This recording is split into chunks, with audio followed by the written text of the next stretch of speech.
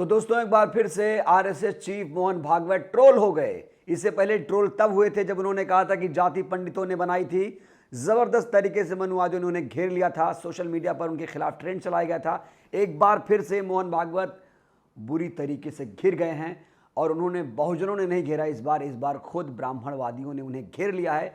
जैसे जाति पंडितों ने बनाई थी वो जो बयान था उस पर घेरा था, इस बार फिर से मोहन भागवत अपने ही बयानों में फंसते हुए नजर आ रहे हैं।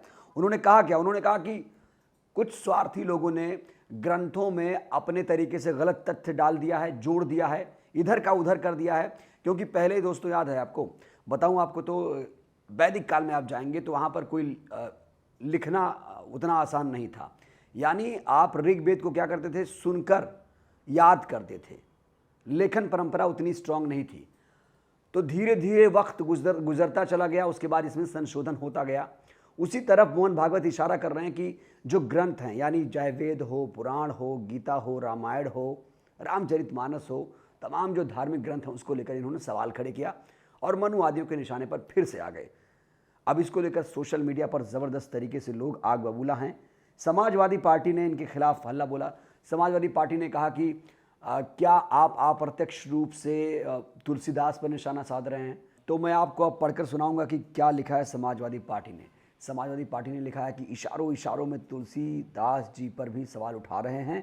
इससे पहले भागवत जी पंडितों के बारे में बोल चुके हैं। अब कोई भाजपाई, कोई योगी, कोई मोदी, कोई कथित धर्म रक्षक, साधु संत महात्मा भागवत पर सवाल क्यों नहीं खड़े कर रहा? मैं आपको बताऊं, सवाल खड़े हो रहे हैं। लगातार लोग हमला बोल रहे हैं, लगातार लोग लिख रहे हैं, पढ़ रहे हैं और सोशल मीडिया पर ज़बरदस्त तरीके से आग बबूला है मनुवादी।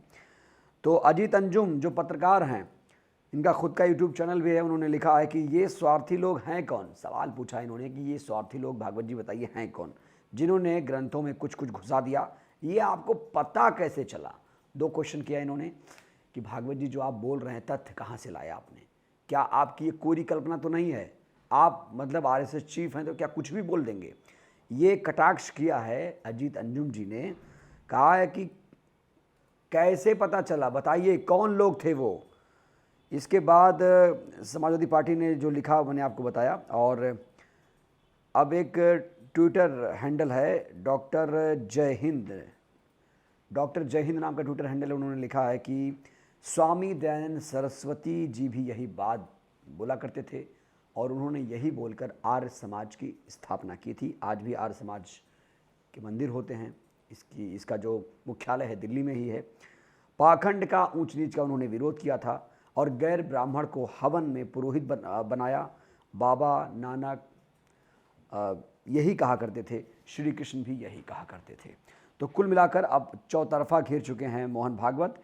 कीर्ति आज़ाद ने जो लिखा वो जान लीजिए। कीर्ति आज़ाद जी ने लिखा है कि रामायण में नारद जी महर्षि वाल्मीकि को बताते हैं कि आपको राम का चरित्र लिखना है।